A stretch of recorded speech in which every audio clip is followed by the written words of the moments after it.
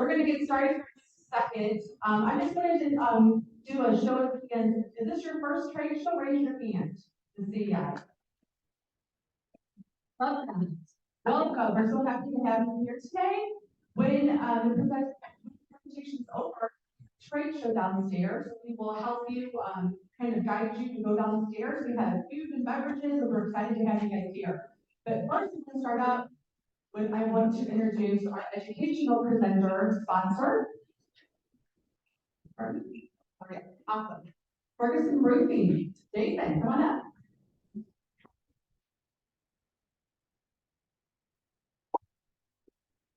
Hello, my name is Jason Schupp. I'm third generation with Ferguson Roofing, and we are the educational sponsor for, I think, the third or fourth year in a row. I'm a big fan of this piece of it, and I'm just three very, very brief things, and we'll turn it over to why you all came. First, I really sincerely do appreciate everyone being here. An educated board is so powerful in what you bring to the association, what you bring to the community managers, and what you bring to vendors such as myself. Our ability to help you navigate all the challenges that you have to run an association are so much easier to get through when everyone has education. So we really appreciate you taking some time out of what I'm sure are very busy days to spend the next hour and learn everything you're going to learn, and then hopefully go downstairs and learn a bit more. Our presenters are going to talk a little bit about advocacy, and it's another thing I'm a big fan of. A few years back, I spent probably about 3 years going back and forth to Jeff City quite a bit when I was on my path to help promote advocacy in the roofing industry, which is one that sorely needs professional development, we shall say. And what I learned during that journey is if we don't fight for ourselves, nobody will, certainly not Jeff City. So the things that we can do to advocate on our own behalf is so important because nobody else is going to fight and promote and support the things that we do to the passion that we have. And the third is, I would certainly love to chat with each and every one of you. We have a booth downstairs. So if you have any roofing, siding, guttering, soffit fascia, masonry needs and whatnot, we can certainly talk about what we do and what we do differently than I think some of the others to help, again, support you and support your association and all those that you work with. So thanks again for being here and enjoy your time. This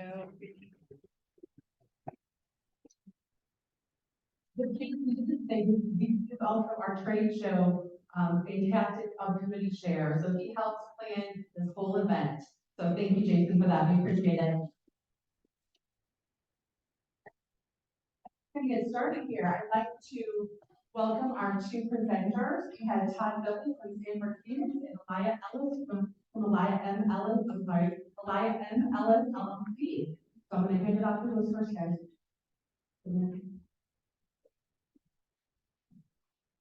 Please first one, Todd. This is Elia.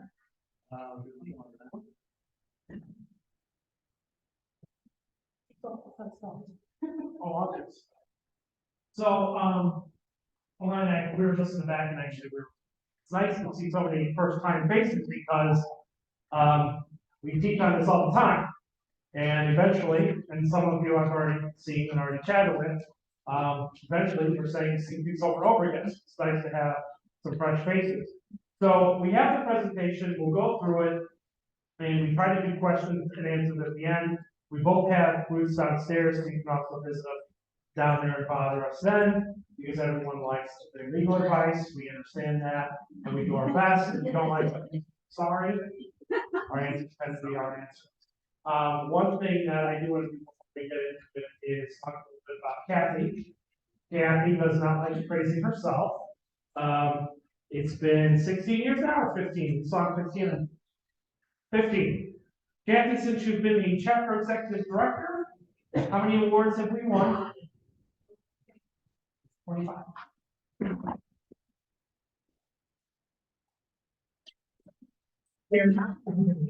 And every year we keep getting them.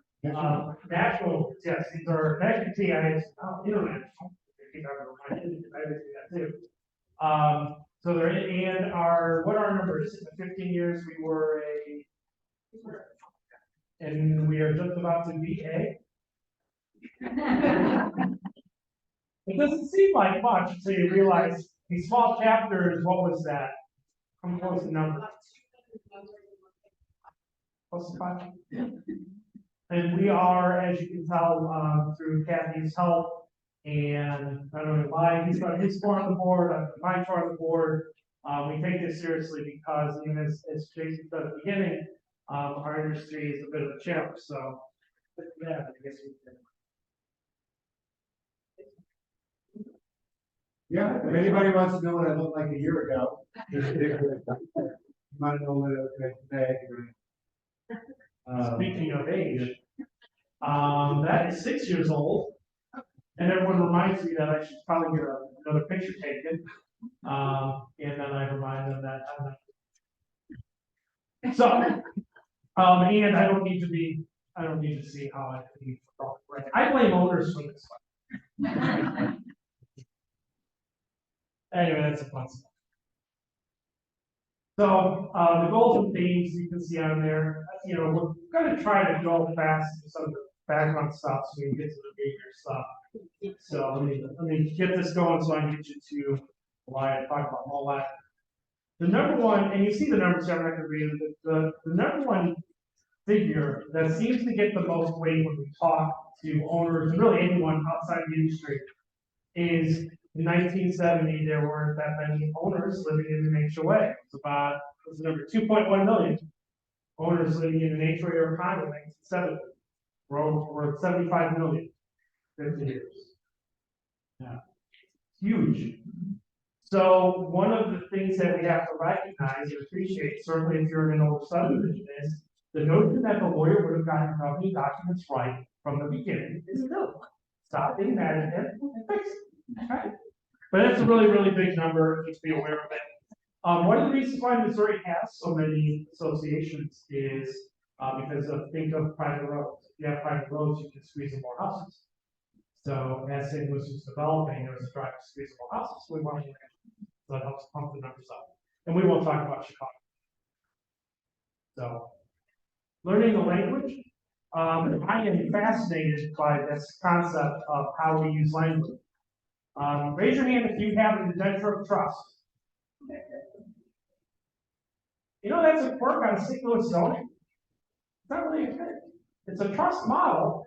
They didn't know how to do it from the first zoning ordinances, so everyone just said, let's set up an indenture of trust. If you go to Kansas City, they don't have that. They don't know what that is. And they look at it, sometimes I might say indenture. But your declaration, indenture, covenants, restrictions, it's the thing that's recorded. Don't overthink it. The thing that's recorded is what matters. And a planned community, we're in a PUD.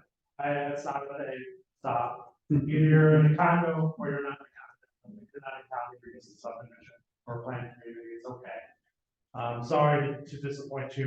In planned community, why language is so important, and I know a lot of this is new team members, and I go to these is it matters. If someone says, well, I have a condo, and then he uses the word lot, you just told me you're not understanding what you're talking about because you're mixing up the terms. So in a condo, there are units and common elements, and in a planned community or subdivision, you have lots of common ground. And just that simple distinction can make a really big difference. And in cooperative, there's a few aware of yeah. Probably Kansas City. So they're out there, but they're rare. They are rare. The association is the governing entity or the corporation that runs the thing. The board is the governing body of the governing entity. One of the reasons why an indenture of trust is so confusing is the legal entity name is the Board of Trustees of X subdivision. That's also the name of the board. So inherently, just by using the trust model, you create confusion. Well, we're a subdivision. A subdivision is land. Subdivision is an entity. Land. So breaking the habit, getting used to the terms, it's really important, but also helps when you're talking with owners to clarify. Because again, if you're using the right terms, they will use the right terms. And now I can scare you with Mullen. For how I am. Scared. Oh, scared. We're not here scared. Here. Yeah, I know. Good afternoon, everybody. Thank you for being here. It's a great opportunity to get in front of your faces and share with you some important information. MOLAC Missouri Legislative Action Committee, what that stands for, is a committee within our Heartland chapter of CAI, whose role is to help advocate for this industry, for all of you as board members and homeowners and communities. And primarily the state level, Jefferson City, but on occasion, more local level. We'll talk about that a little bit, but we're an arm of CAI. Our job is to represent the interests of all of you as homeowners and communities, on whatever sorts of issues may arise on a legislative basis. The people on our committee, which is about 15 or 16 people presently, is comprised of lawyers such as Todd and myself, insurance professionals, bankers, property managers, and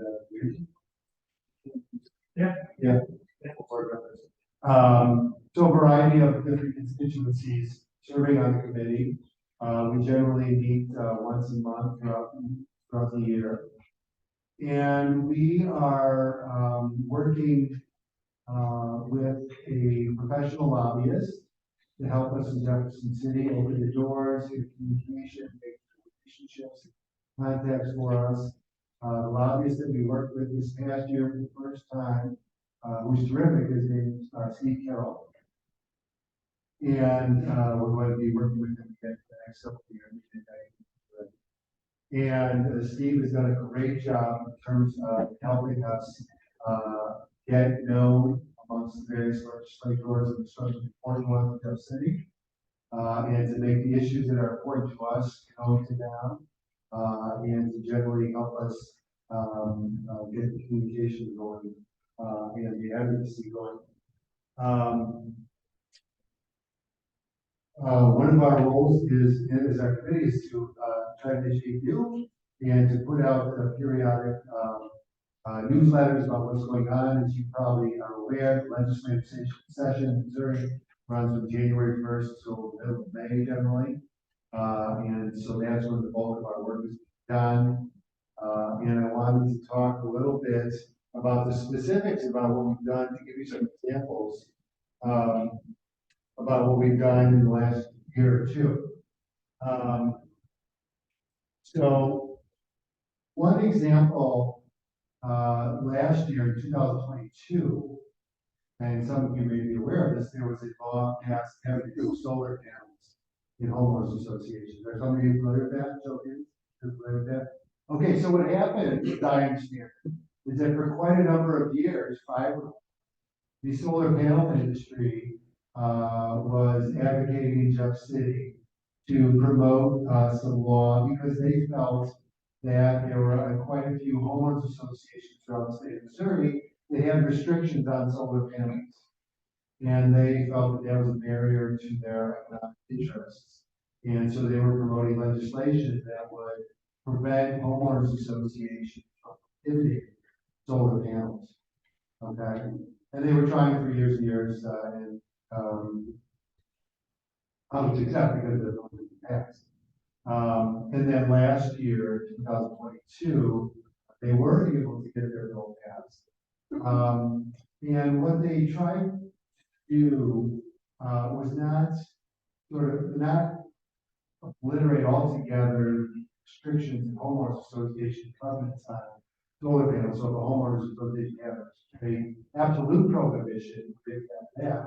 But what they were trying to do was say that solar panels had to be allowed, but the homeowners association could still have certain reasonable rules and regulations as to the existence of those solar panels. Couldn't prohibit them, you had to allow them, but you could have some reasonable rules and regulations about them. What that means, reasonable rules and regulations, will certainly be fodder for litigation, no doubt. Whatever needs to be seen.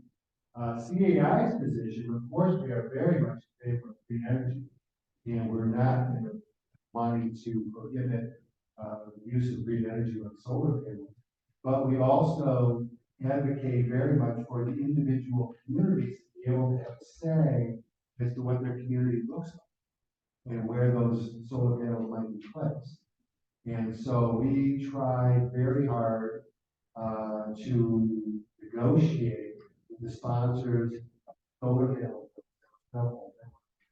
And the environment in the same year, and trying to get them to modify the language so that we could reach compromise. At the end of the day, our position was sort of ignored, and the bill got passed anyway. And so we now have this, first of January, we have a law in Missouri that says you can't prohibit solar panels outright, but in homeowners associations, this law does not apply to but you can, reasonable rules and regulations, whatever those end up being, okay? But those rules and regulations cannot prohibit the owner from installing, their panels in place to get them the optimal sun exposure, efficiencies, and all that sort of thing, not cost them anything. So a lot of issues to be given around, and then, but we thought if we could have, been heard, our voice been heard. One of our investigation. So that's just for one example. City, that's an example of a bill that was not ours, that's something we advocated for, but they came on our radar, of course, because it affects homeowners association. And then we were very active in trying to be involved in one example. Another one, this year, the chicken bill. Legislator wanted to pass the legislation that similarly affected homeowners associations that would prohibit homeowners associations from banning the raising of chickens. Okay. Very important issue to a number of people. And wanted a law that said you had to allow homeowners to have at least six, Six, and then there's a formula. yeah, based on the acreage of lots. But a minimum of six, you couldn't prohibit, okay? And then as an HOA, you could still promulgate some reasonable rules and regulations, but you had to allow chickens. So if you were an HOA that already had an absolute ban on having fowl or raising fowl in your community, this law would have overridden that and said you had to allow your neighbor to have at least six chickens, okay?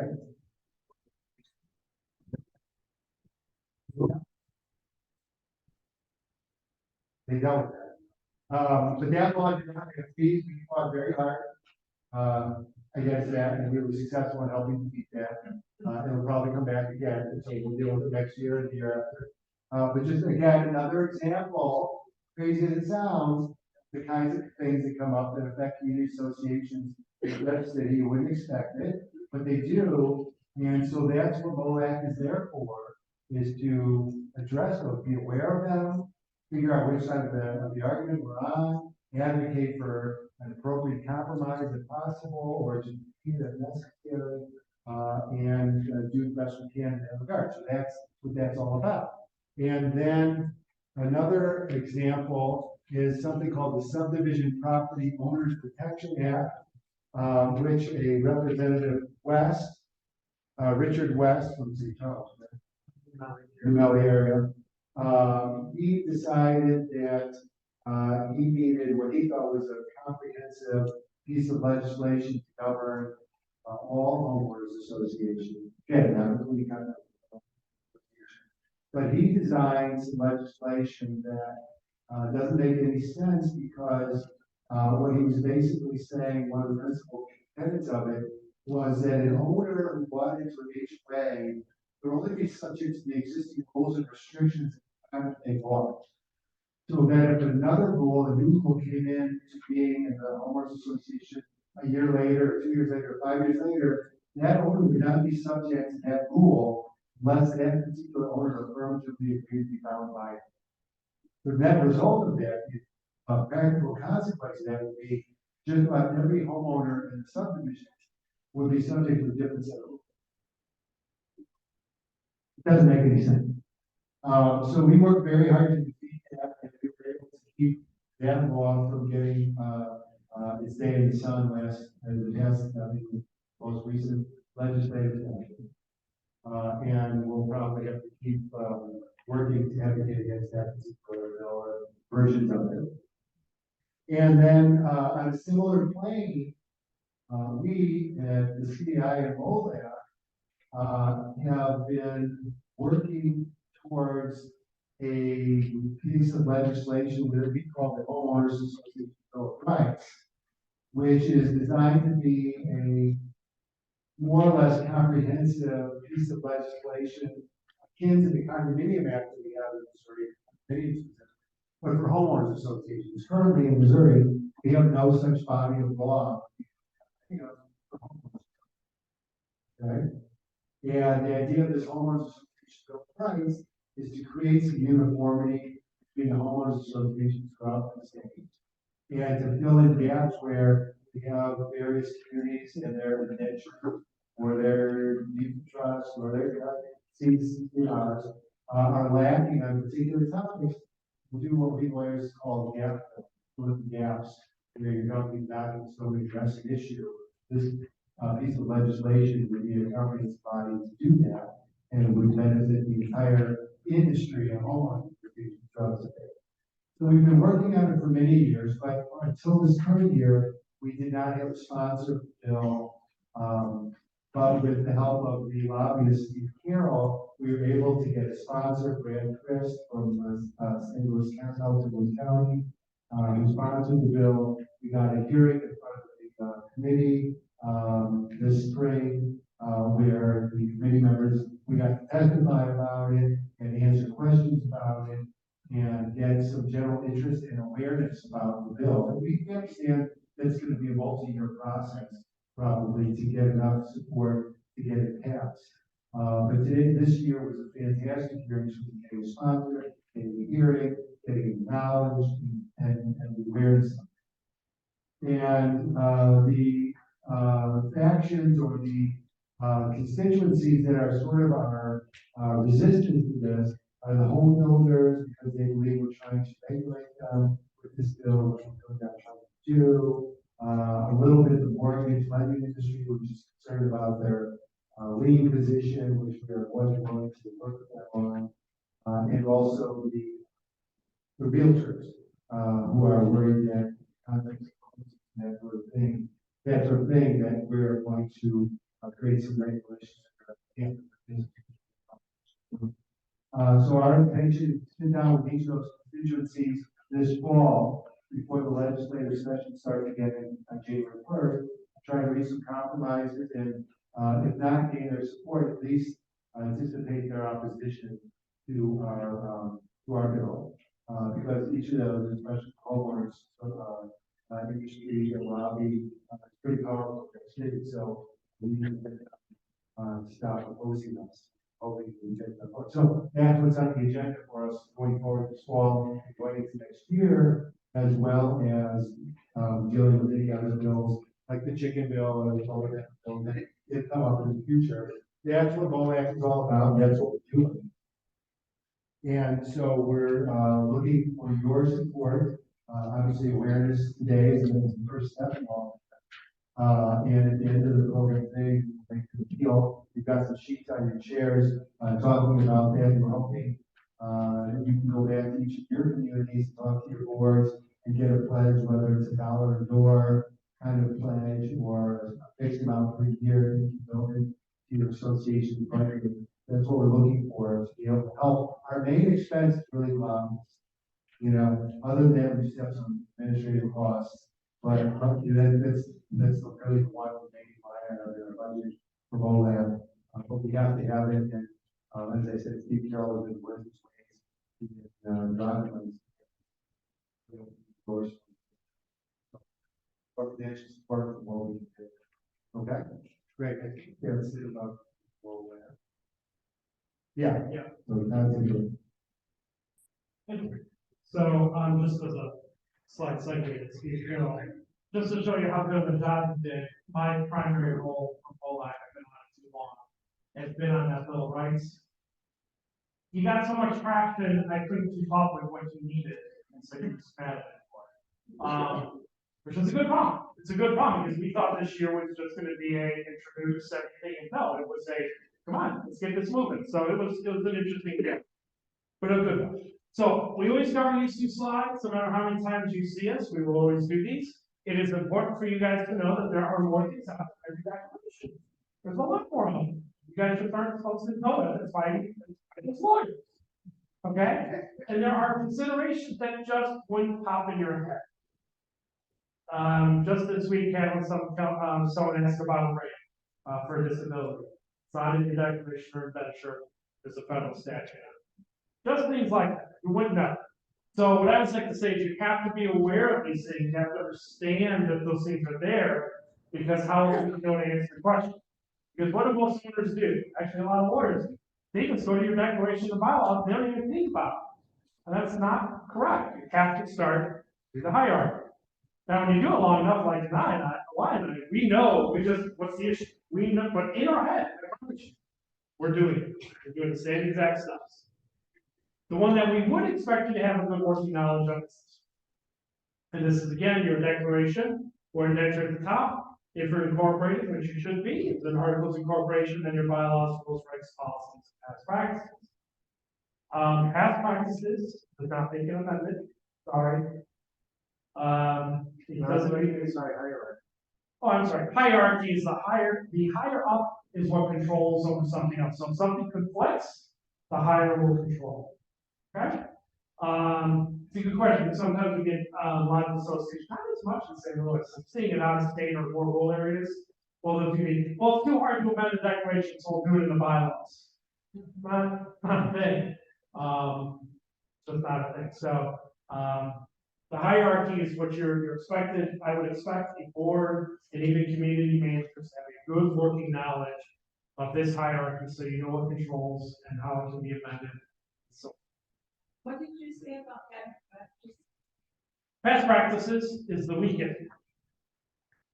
It is the weakest source. So just because you've been doing it doesn't mean a lie. I'm not going to believe today if I say, yeah, it's nice. You're probably okay. You don't have to go back and do things. But moving forward, stop. Budgeting and financial planning. The number of associations that are sitting on enough money where they are very comfortable is very low, which means everyone in here is in the same boat of there's not enough money for what we need to do. So one of the things which we'll tease, one of the things that we do with the Bill of Rights is to break associations free, empowering you guys to get more control over your financial situation by breaking a lot of bad documents through some standardization. So when it comes to financial budgeting and financial planning, it really does start with you need to understand what you're responsible for. And some government documents are very good, and some aren't. So condominiums for the longest time, before the Uniform Condominium Act, the vast majority of them will say the units are the ceilings, the floors, and the walls. That doesn't add much depth. Just to give you an example, when the UCA was adopted in '83, they actually said, if the declaration says that, this is what it means. And it's long. It's not half a page, but it's long. A lot more depth to it. Just to describe what a unit is. So when you have those ambiguities, and you're like, well, I'm not sure who maintains it, you need to know who's responsible for it. Because if you don't know who's responsible for it, you can't figure out the rest of it. So one way to break it down is almost the way I have it here is know what you need to do for operations. Those things are not going to change. They're also very likely not to get cheaper. That's just me. What does it cost to run the thing? I'm telling owners when I meet with them now, you have to treat it like what you really are, which is a business. It doesn't mean you're selling something and you're going to make $1 billion. But you are literally in business with all of your neighbors that you do not get to pick who they are. That is what you've done. And you have to treat it that way, which means you have to run it correctly. Governance, I know last year was their topics. Governance. A lot of it is you don't realize how much governance goes into expanding. If you're sloppy in keeping records, right? It's great for us when it comes to litigation expense. Thanks. But it's avoidable. Just run it the way it's supposed to be run, like a business. The physical assets at the heart, that's what you have to know. And it's not only, who maintains it, therefore who pays for it. it is not necessarily that clear. Especially condominiums with the statute, there is a lot of associations where the association maintains, like the deck or a balcony, but it can be charged back to the owners. So you need to drill down on that, you need to know who maintains it, who pays for it, you need to drill down. And then you have the services, snow removal, every October, I know everyone gets around, we do a seance, hope for no snow, we go with the budget. Landscaping, why won't the leaves just stay on a tree, never come down, again. But those are the things you can break down into services, because those things are gonna come back every year. And if it's time for the association to not do those things that are required, then don't just, we're just not gonna do. Don't treat if you were in business, you wouldn't want a fellow owner to do that to you, so don't do it to them. Don't do it to them. Your governing documents, particularly for budgeting, financial, and what the association does, your governing documents need to be clear. If it's clear, it's dispute. And it's also cheap. I love graded documents. And I know, I've seen a lot of documents and you see mine, they're great. Hey, I have a maintenance question. Great, here's the section. Unless we did anything goofy, this is probably what we did. Yep, that's what we did. It's not $100, maybe $100 just to confirm it. It's not $1,000 in the letter. But yeah, you got it right. You got it right. So good governing documents are important. Another way to help break it down is to use the shall not, and may. What's really annoying for non-lawyers is shall not, and may often means shall not, and may, but not always. So it sounds goofy, but it can be crazy. That's why a lot of us do what we do. The obligation to maintain. The key terms are there for a reason. When we use the same language as we used before, of course, that's intentional. A condominium is nice and easy. Common elements are the association, units are the owners. Then people would say, well, it's a limited common element, therefore it's theirs. That's not up here. Look, limited common elements are part of the common elements. It's not something magical and separate that says, oh, because it's limited common element, it means all these things. It doesn't. It doesn't. The default rule for limited common elements is exactly the same as common elements. What it does is it does give a drafter the flexibility to change it, but it depends upon the declaration say. So something being a limited common element, what it actually means statutorily is that just means I'm the one who gets to use it. So let's say, well, I live next to each other, we both have balconies, and they're limited common elements. Well, that means a lot can't use my balcony, and I can't use his. It's all me. Or his parking spot. He's got a great parking spot, and I want it. Well, it's a sign book. I don't get to use it. It just means exclusive use is all it means. And then for an HOA, association with common ground and owners a lot. But these are default rules. These are just default rules. You can draft a declaration, and it's perfectly legal, where the association truly takes care of everything. And I'm talking even everything on the inside of the adjustments. That is as far as you can go. No one does that, but you can. But you always have to remember what your default rules are. And then because again, what do I do? We're starting with the default rules, then we jump to the declaration to see what happens. The obligation to pay is really the same, it follows maintenance.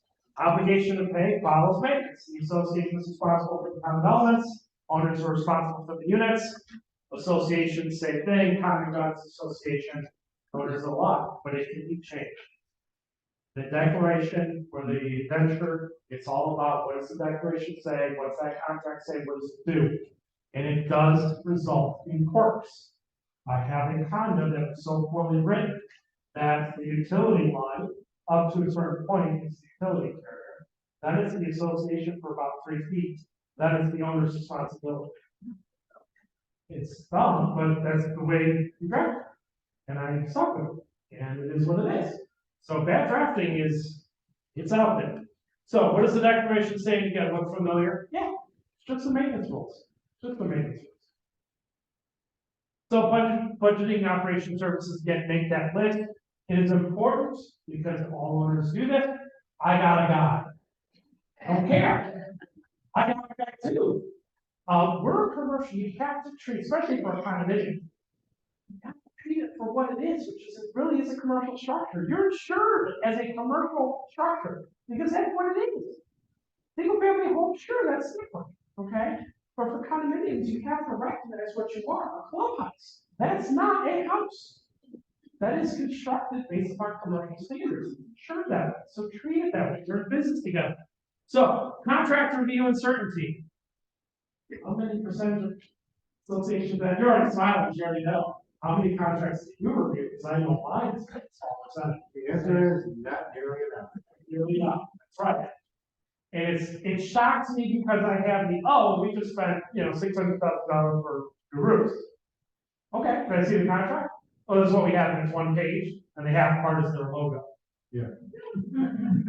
Well, what do you mean? We don't have warranty? Well, it says warranty, but it doesn't say whether it's labor, materials, or what that says. It says warranty. I don't know what that is. What do you mean you don't know what that means? You're the lawyer.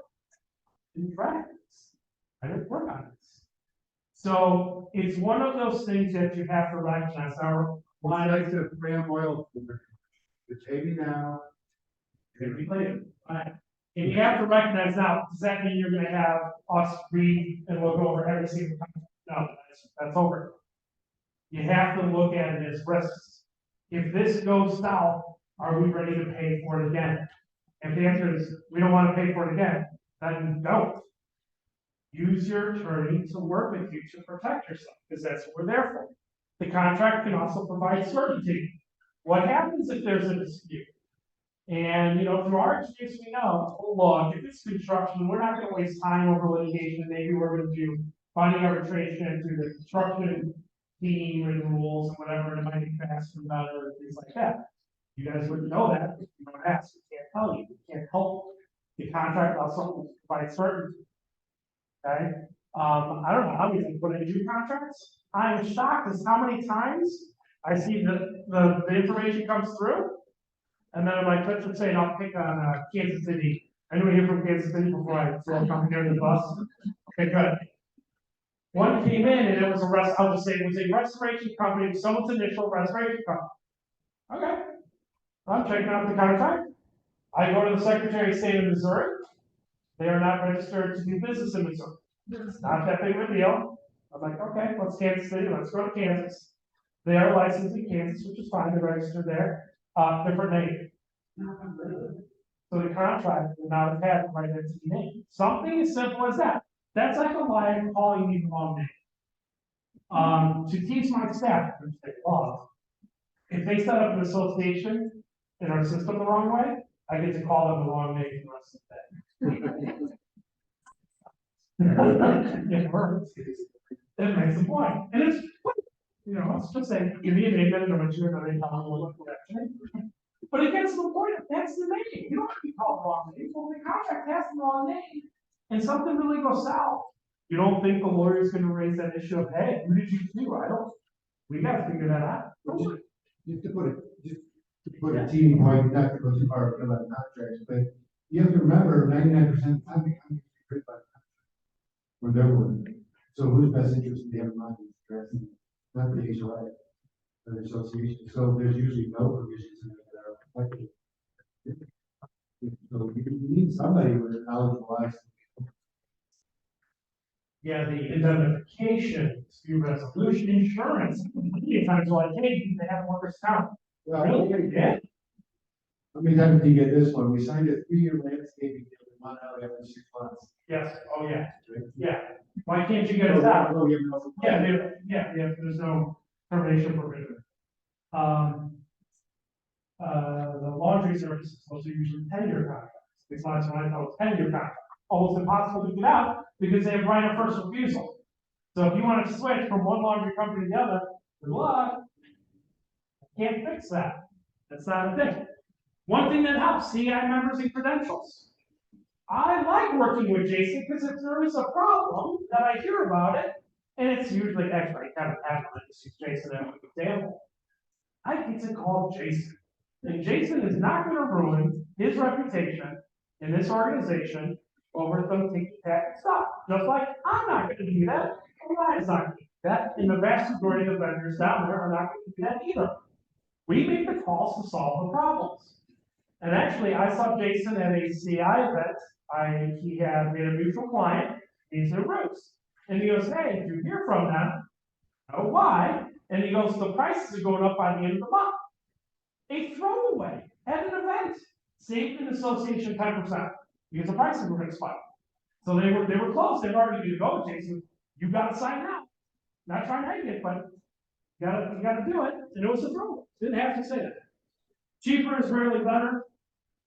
Also be aware that if the price is too good to be true, it is. We cannot compel a contractor to come out and perform at a price we knew that was nonsense. Got rid of slavery a long time. But we signed a contract, he needs to finish the painting. He needs to finish that up, you need to make him do it. It's not a thing, it's not gonna happen, stop. If the prices are off, that's a red flag. And is it going to be cheaper when you take into all these considerations? The answer is no, but you are managing the risk of the association to making sure that the contract's worth it and balanced and safe for you. That's being a prudent business owner. And that also covers your risk when it does go south, who they blame. Yeah. All the contracts you guys sign when nothing bad happens, owners don't. Oh, great job, make it clear. Don't do that. But when it blows up, they do. Goes up, they do. So physical assets, you have to make the chart again, the no ambiguity. I really want to focus on the last two, which are the reserve studies, financial planning. CI's position changed, was it right? Yeah. A reserve study would not have prevented service. And that is a little bit of a, everyone's like, oh, everyone needs to have reserve studies because that if they would have had the money for reserve studies. A reserve study is a visual inspection for financial planning purposes. It is not invasive. Okay, so a reserve study would not have found necessarily any of those issues. Okay, so a reserve study again is a visual inspection for financial planning. They're not always accurate, but it's the best thing you got. It's better than making it up. So one association, I knew the reserve specialist came in, and the reserve specialist is a designation. There it is. So if you see RS, they have to through a CI. There's a reserve specialist, and they're like, man, these roads are closed. But we're not doing core samples, so we don't know how bad it is, but it's bad. They're like, well, what's it gonna cost us? At least $500,000, so that's what we'll put in the reserve fund. So they knew they were bad, so then they moved to an engineering firm that specializes in this. They did the core sampling. They said, I really had this. It's $1 million. So a reserve study isn't a Bible, but it is the best thing you have to do. And the reason why I like it so much is it's the best financial tool available. Just do it. And if you're not going to do a full-blown reserve study, because let's say you're an HOA, you just don't necessarily have that much, you can still work with them and make it narrow. You can say, look, all we have is a clubhouse. We just want a reserve study on our clubhouse. Great. Or, hey, we just have streets. Hire the roadway engineer. They will work with you on a financial plan. But if you don't have a financial plan, every time owners complain, oh, our assessments are too high, you really don't have anything to go back somewhere. Whereas if you have the reserve study, you can well, we need $1 million in 3 years. You probably not going to get it. Well, that's crazy, all this. No, that's not what I asked. As this expert said this, do you have another expert? No. Well, this is what I'm going to rely on. Because you guys are going to rely on this. You guys can't, it's like asking a plumber about electricity or electrical stuff. No, you rely on the experts for a reason. So, and that's the reserve study. It's not a reserve study. It's not, I don't know, I see that regularly enough because it's better than nothing. Well, you have expertise involved, you're putting some science to it. Yeah, retention basin, same thing, that's become more specialized as well. I don't know how many associations, well, we turned off the pump, and it's like, okay, I hope you're reserving for putting the pump back in and everything you have to do to solve that issue. So budgeting for the physical assets, also okay to break it up. So if you're kind of a reserve study really is the only way. But if you have streets and then a clubhouse and maybe some common ground or retention basin, it's okay if you have to break it up. have a plan to share with the owners.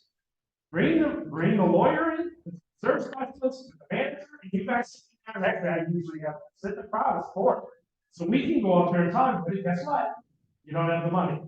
And there's only one source of income for associations, and guess what that is? It's your owners. Your owners. Well, I don't think that looks good. You wanna pay more? No. But that's the cool part of it. It really is self-empowered. You guys control your own finances. Especially in condos, there's no limitation on income. You guys want a fancy new clubhouse? Pay for it. Have at it. Go ahead, knock yourself out. But we don't have the money, again, the legal limitations, I just mentioned, the UCA. If you're under the UCA, that is a bunch of ratification. If you go back to the last slide, tell me what that bottom line means. The reserve study, without a reserve study. Yeah, that's where you're using the experts for that topic and then combining them into the plan. No, you're very remarkable. So condominiums, it's rarely an issue because most condominiums don't have anything in their declaration that somehow limits, it's out there, but it's not that common. HOAs are different. What does the declaration say? And this is where the Bill of Rights would be incredibly important because for all associations that have a cap or that CPI adjustment, that would all go away. All of it. All you guys would actually follow, everyone would fall under the UCA budget making model, which is you got to propose a budget. The owners have the right to reject it. They don't reject it, it's ratified, and you can file. A budget is incredibly important because it educates owners as well. You know, most owners do, well, see if that's what next year. That's not the right question. The right question is, what's different from our budget? Because now they're doing, wow, utilities really spiked. Yeah, and we can't turn off our streetlights.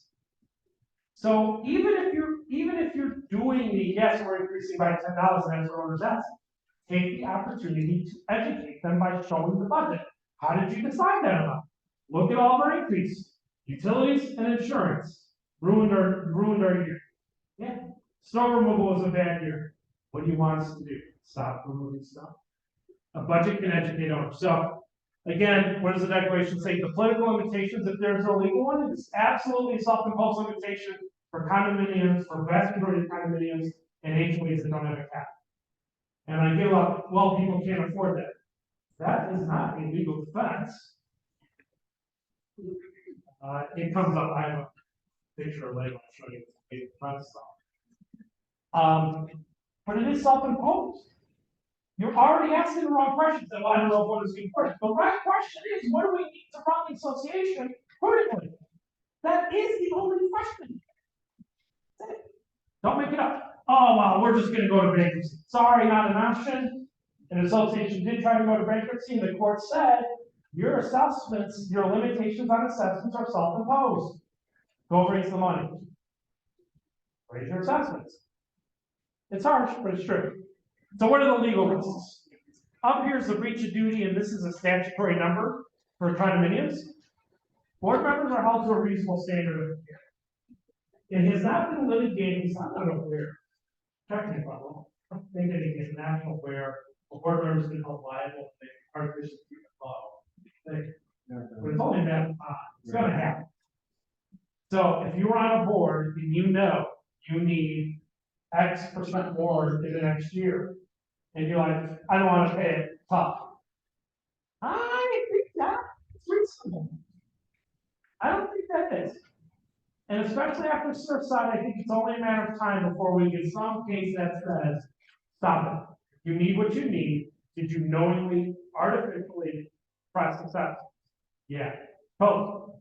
And when I talk about legal risk for insufficient funds, now we're getting close to your personal liability. Okay? So it's not nothing. Is it It is nothing.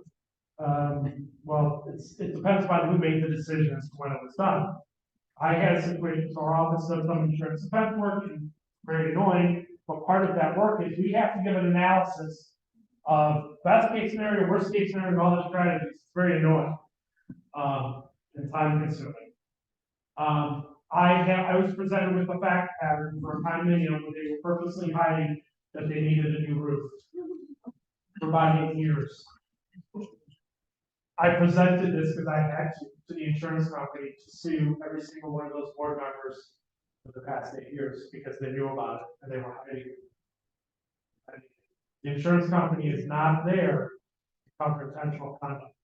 Oh, I got insurance. Do not play that game. It's only a matter of time before the carriers you need. What did they do? What did they know? We're not doing that. And they will challenge it. The only reason why that did not happen in this case is I developed a different strategy that was a lot more cost effective for the carrier, and that's the way they did it. Okay? But it was absolutely, it was a seeing the adjuster's face. They knew it. It was just too, they just didn't, it wasn't worth the cost benefit analysis for them, it didn't work out. So intentional violation of a statute is not covered by insurance. A lot of people know it. Not covered by insurance. So do not intentionally violate the statute. HOAs, because there is no statute, remember this is statutory scheme for condos up here. HOAs is more based on contract. So actually, I thought this morning talking about fiduciary duty, the dirty F word. I always like to say, don't make stuff. Do what you're supposed to. In a declaration, statute, or an HOA declaration, do what you're supposed to do. And you'll be fine.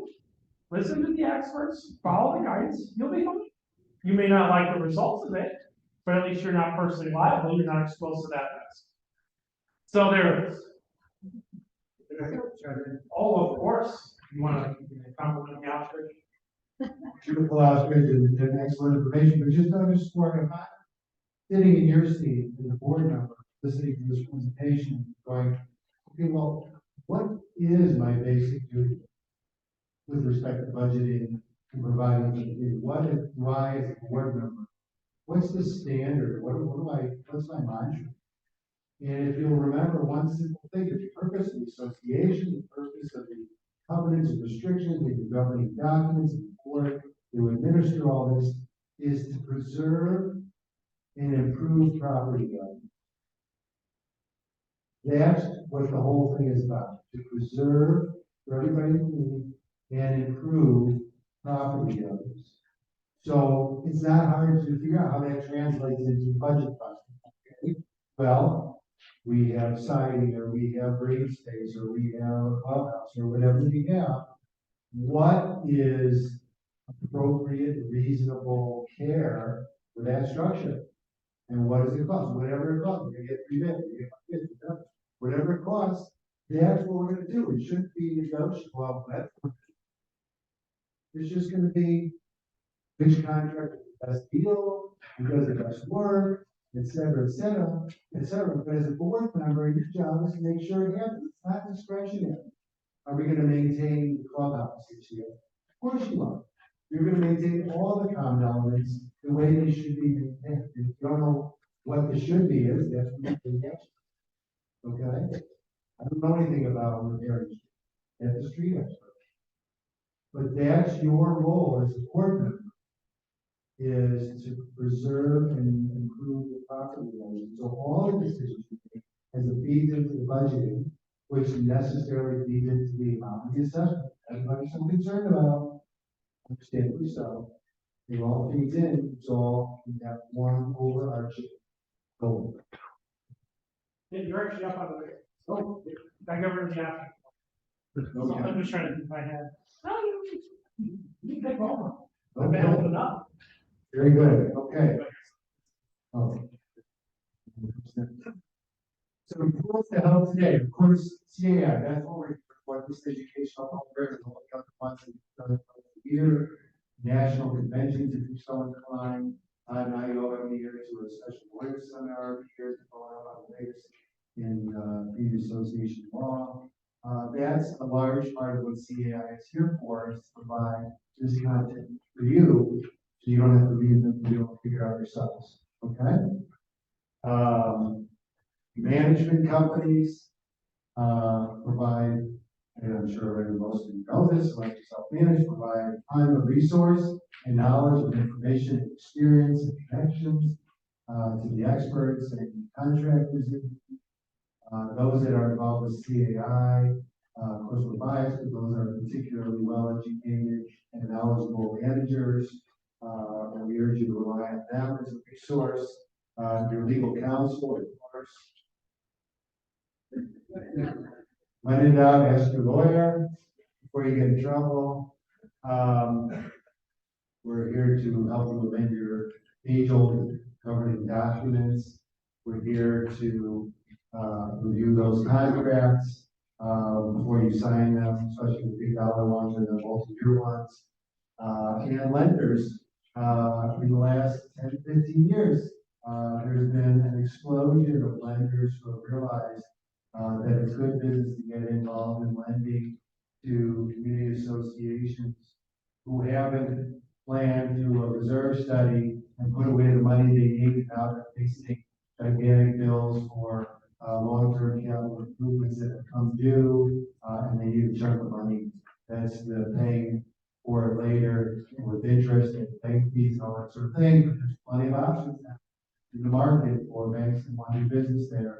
And as a second choice, secondarily to have a plan to save money, it's a good second option. Okay. Bill of Rights and financial planning. Again, we talked about the Bill of Rights legislation we are trying to promote, and we urge your assistance with your interest and education from time to time. Some of you may already be on the chapter's contact list. When we at OLAP need you to contact your state legislators, and in some cases your national. We will send out a mass email to you and ask you. It's all so easy to do that you put in your address and tell you who your legislator is, and it has a prescribed message for you so that you can help us get in touch with your particular legislator in the district where you live and let them know that you support or oppose a particular bill. So keep an eye on that, and if you're not already on that list, seek Kathy about it and make sure you get on the list, because during the legislative session, there will be times when we need your assistance in terms of shooting out those last emails. Okay? Because the way the legislators work is they just do sort of keep account. They hear from 10 people or 20 people or 100 people on a particular issue on one side of the issue and not on the other. They're like, they conclude that there's interest in one direction and not in the other. That's a great way you can help us. What do we have? Oh.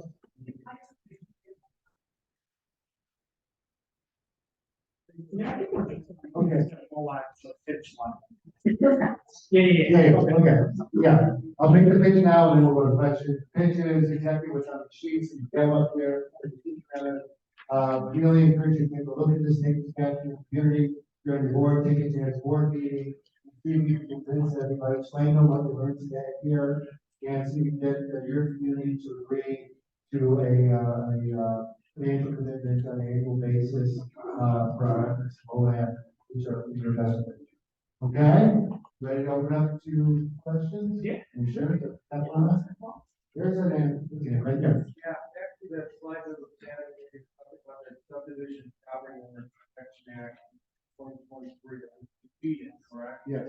Yes. So based on that, if you have a set of indentures that were created by the builder of the subdivision, and you want to change them today, as long as you have. Hold on a second. Can everybody hear us? Everybody might want based on that subdivision property owners protection act you were talking about on slide 10, which was completed. If I have an HOA that was created when the builder built the subdivision, okay, form of 3 people. If I wanted to change the HOA today, and all I need is the formal trustees to do that. You're also changing the indenture to cover that one? No, you can probably vote. It doesn't say that in the indenture. It doesn't say that. It says 2 of the 3 board members in the indentures say yes, and to change the indentures or change the bylaws or change rules? Are you sure? So. All right, that's very unusual, I would say. It's on for the attorney.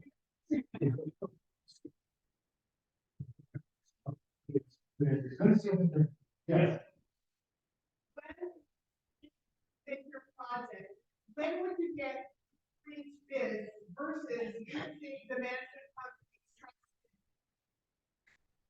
I would say use the manager's trusted plus two other bids. So, you know, kind of required to express, right? If it's small, when you say major, that's always a problem. What's major? Because owners might think it's, oh, that's minor, and you're like, no, that's major. So I always like to do think of the risk if it goes south, and would it be prudent to get more? And that's generally, I follow the line. Okay, fine, or we're gonna get it. I can't think of a reason not to get two bids. And CEI has a list of business partners on our website, and search by category. So if you're looking for a certain, business partner, please feel free to look up that, CEIPartland.com. In the shower, you want the microphone? I can do pretty much. We have, like, most people have a drop pro pool and gone to no lifeguards. Is that any good? Or a bad thing when it comes to legally something? How good is it?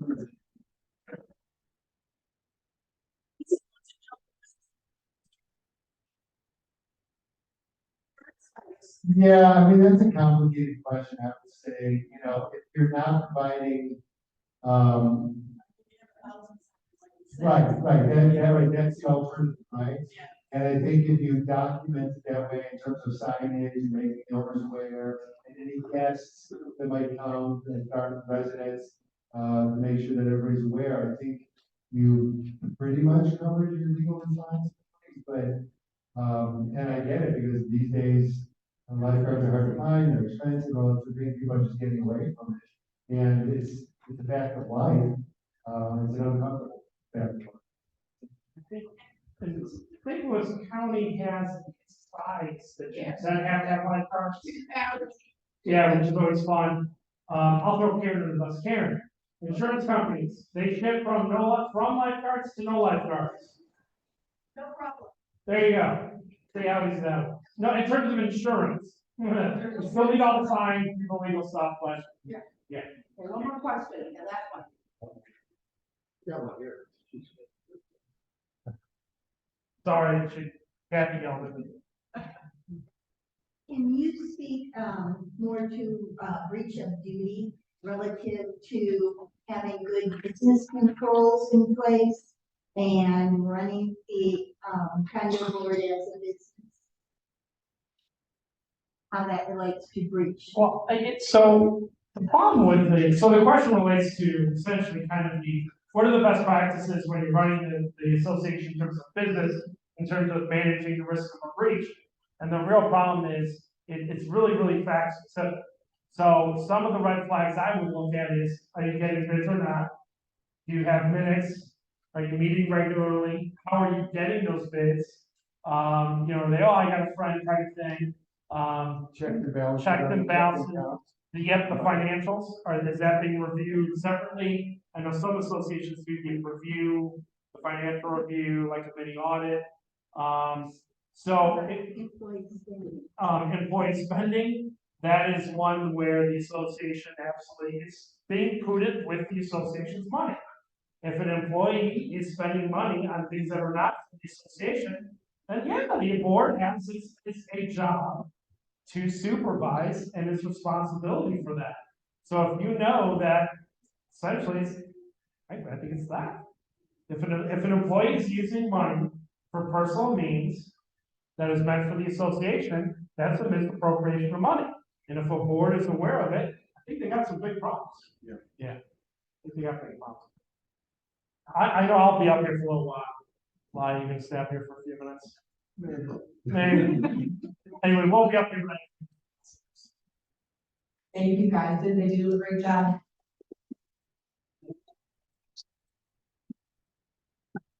We have volunteers too, so if you have more questions later, please feel free to ask. Downstairs, we have, some volunteers that will be outside the door to kind of guide you guys to go downstairs. We have food and beverages, we have prizes, we have all of our business partners there, ready to welcome you. We also have $500 cash to raffle off our student prize. So please come downstairs, we'd love to see you. Thanks for being here. We hope to see you guys again. Thank you. Thank you.